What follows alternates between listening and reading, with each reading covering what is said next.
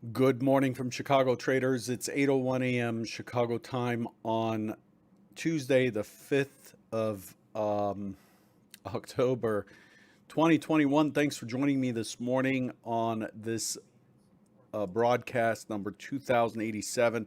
Derivatives trading is not suitable for all investors. Past performance is not necessarily indicative of future results. Hopefully, you can hear me loud and clear.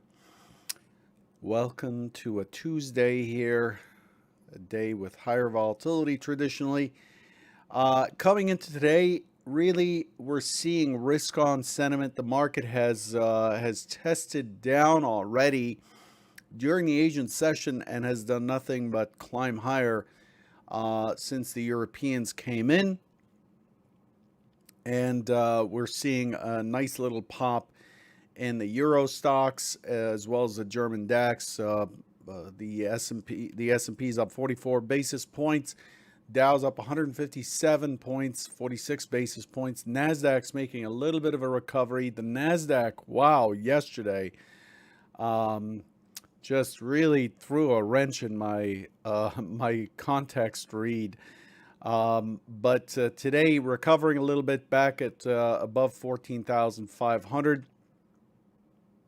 And holding steady. The Russell also recovering slightly, up 8.9 points this morning. Has been trending up after putting in a higher low overnight and pushing steadily through. So that's where we stand. You might have noticed that the crypto space has been getting a pop.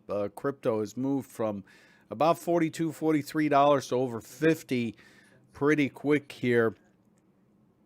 I think either today or someday soon, the Fed is having a big symposium or meeting about the potential impacts of crypto and whether or not that should be something they should get into. This has been boosting the way crypto is being looked at. Ether back above 3,400. And then as far, again, we have a mild risk on market. Crude is just relentless in its push towards 80 as the OPEC Plus decided not to open the spigots and flood the market with crude oil. It took a really strong pop yesterday on the open and is held steady and is continuing to push higher. It looks like it's headed for 80 here. We're in the broader market. Key earnings this morning, we had PepsiCo announce early. PepsiCo came in at $1.79, beating its $1.73 EPS. A surprise of about 3.5 points on earnings. It came in at $20.189 billion versus $19.39 billion, a surprise of 4%. There's nothing major after the markets. The main themes for today remain the same. We're looking at the fiscal deadlock, the debt ceiling. So pay attention to your news feed and news flow from Washington. Very important. There's also the spinning up of this China-U.S. trade talk. There's also another developer who has defaulted on payments in China, not as big as Evergrande, but still a pretty big property developer. And then there's an energy crunch across the globe. There are margin calls on gas funds, funds that trade gas. There's shortage of gas in the UK. Shortage of overall energy in China. This is likely to drive prices higher, keep them there, and also negatively impact growth. So keep an eye on that energy, on the energy that's the energy news out there. Looking for today, 9:45 market services PMI and composite.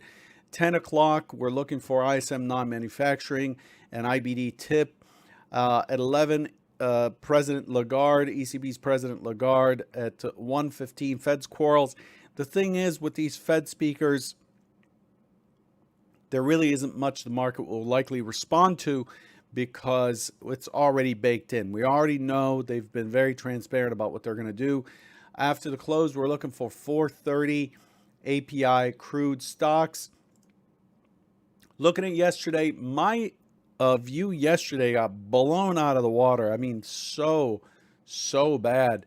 So it's just, I was looking for a push down, a rotation up, but from the open, the NASDAQ was heavy. Also on the open, transports and financials were quite strong and trending higher. So I kept getting new high alerts on the transports and financials as the S&P held steady for about the first half hour or so while the NASDAQ was tanking, and then it just could not hold any longer. Remember, the techs, which the NASDAQ's heavy on, the techs represent about 27%, a little over 27% of the S&P. So there's no way to hang on. So again, a big X on yesterday's plans. Really, yesterday we were beautifully set up, in my opinion, to take out the high and reverse the trend, if not potentially check that high at 43.65, but did not happen at all. So yesterday further confirmed the one-time framing down. I mean, Friday's close was very bullish, and yesterday ended up reversing Friday's trend, which was completely unexpected. So didn't do very much with yesterday. A couple of decent setups on the short side, but really didn't it didn't gel with me in terms of structured setups. Pretty good scalp setups though, and that's where we stood. Here's what the actual action showed yesterday. There you have it. We open up, we push to 1300, and then just grind down. This is while the NASDAQ was really dropping. I mean, it just, oh, hang on. Sorry. Yeah, I thought that was weird. We didn't see 4,300 off the open. I hate when my charts switch, throwing things off. There we go. So, yep, there we go. 43.44. Sorry about that. So, the same thing, really same thing. We started to grind down. Here it is. We started to grind down. We had that positive push. And we started to grind down. And look at what happens here. We're just setting up, even though it's weak, it's below the OS low.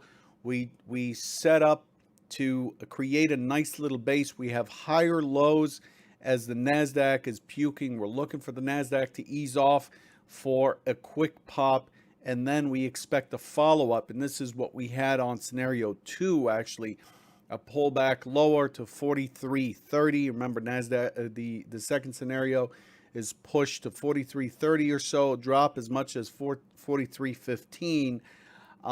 Set up a base and then push towards 43.62, 43.65. That's what I was looking for. It all fell apart once we got to 36 and then rolled over and then started to really push down. This is when the participants in the S&P just couldn't hold it together as the NASDAQ continued to drop. The NASDAQ drop is from 14,720 all the way to 14,367, 400 points in the NASDAQ. There was no way the S&P was going to hang on to that. So we ended up puking all over ourselves here in the S&P. So this is how things looked. Once we hit the bottom at 67 or so, it was completely sideways, and we had a P-shaped profile, long liquidation profile on the S&P, and it looked like it was looking to base and push higher, but it never did so. We expected it back to 4,300 before the close, but overall, all we did is we reopened. That's when we tested that 4,300 and then sold off, put in a higher low in the overnight session. What is going on here?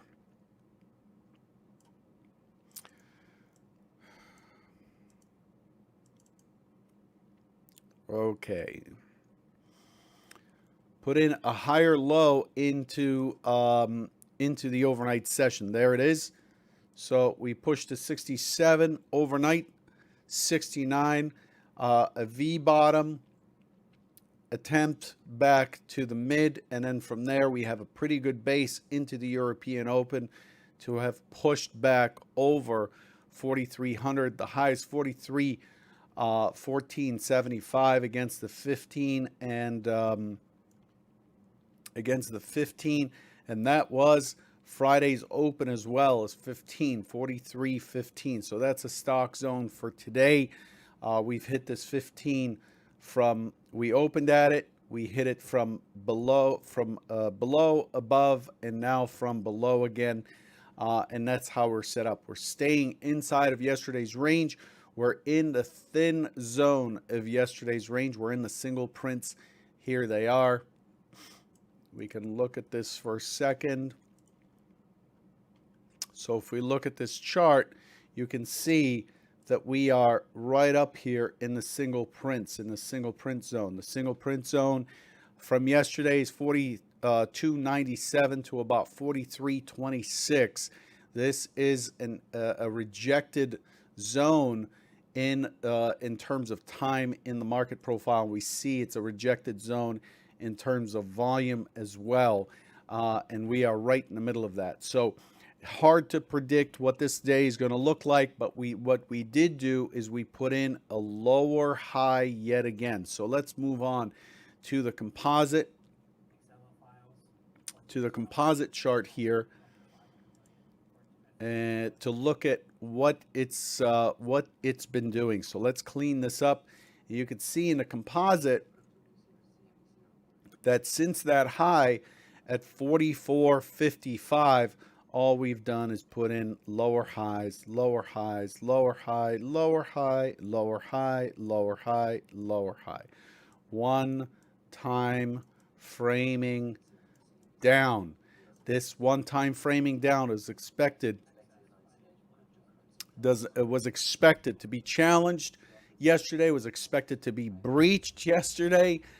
Strong potential for a breach yesterday, given Friday's close, and no cigar for the buyers. We're still holding this downtrending channel in the S&P against a major area. We still have 43.50 below, above us, and you're going to have to pay attention to when we do turn towards the 43.50. That area is very, very noisy at this point.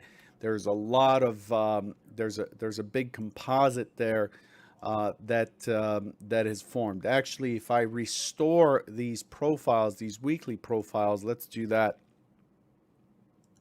Let's just restore the weekly profiles. You can see how heavy it has been over the last 2 weeks. Yesterday, we traded a ton of 42.80. There were a lot of icebergs there, 42.80 from below, from above, from below, from above. We watched in the order flow as icebergs came in and got hit, lifted, and so we ended up with a point of control at 42.80. We're above that. The next magnet up is 43.50. The next magnet above that is the 44.45 area or so. Those are kind of the big picture areas, but we still have a lower high that we have to contend with, and we have not created a reversal yet. So that's what we're looking at. In terms of the bigger picture overview, here's how the big stuff looks like. This is a chart with the indices up top, metals, treasuries, and the major currency pairs down below. And we could see that there's a little bit of a recovery being attempted here by the treasuries. These are 8-hour charts, not quite a day, but close enough. There's been a pretty decent recovery by gold and silver. And then the currencies are still holding sideways. We see the cable recovering pretty well. We see the Swiss franc showing relative strength, and the yen is relatively weak. The overall macro picture is that the dollar remains stronger, and therefore the metals and the pairs, the currency pairs, as well as the treasuries, remain weak, and it makes sense since yield is expected to increase, or the interest rate is expected to increase. That would make the dollar stronger, and makes it a better place to put money than the metals, and so on. So that's where we stand. Let's take a look at what's expected for today. Turn on our master level, stock zones. So all I'm going to do today, because we have a higher low and the NASDAQ is recovering a little bit, all I'm going to do is outline the key areas. There's not going to be, I'm not going to BS you here and tell you that I would know what the most likely path or pattern is, or the expected pattern for today. It's really difficult to sort that out. But you have the 4,300, the double O here, the 15, and these really follow the stock zones, the 25, 26, and then we get into the 40, and then above there is the 65. These are the key response areas, or the key areas the market is expected to test for a response, okay?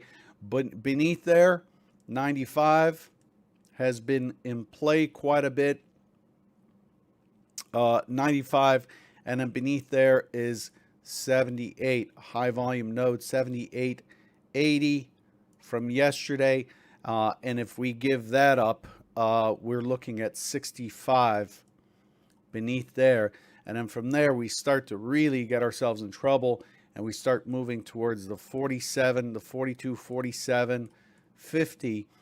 And we may not be done to the downside, but these are the major areas that we expect a response at.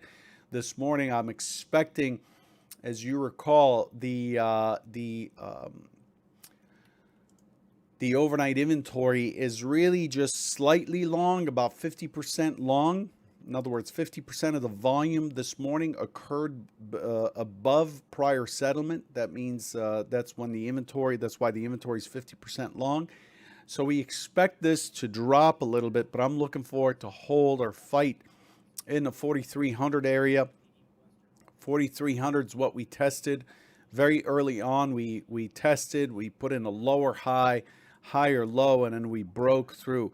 So we may see ourselves back at the double O area, or the 97, but from here I'm expecting the 15 to be taken out, much more likely than the 69 for the overnight stat. So the overnight stat has been dropping because the overnight session is seeing wider and wider ranges, but the overnight stat's still in the 97% area or so in the historical probability of the overnight high or the overnight low being touched, not necessarily breached. And in today's market, those are 1475 or 1475 or 4269. I think the probability is that the overnight high is likely to be taken out just for proximity, the fact that we have a pretty decent base of 43. So if we pull back to the 43 area, I'm going to look for icebergs coming in on the bid, getting hit and not moving out of the way, and then looking to join long the pop back to 15, aiming for 25. That's going to be the key trade for the day. Anyway, I'll leave you with that. Good luck, and I'll catch you tomorrow morning. Take care.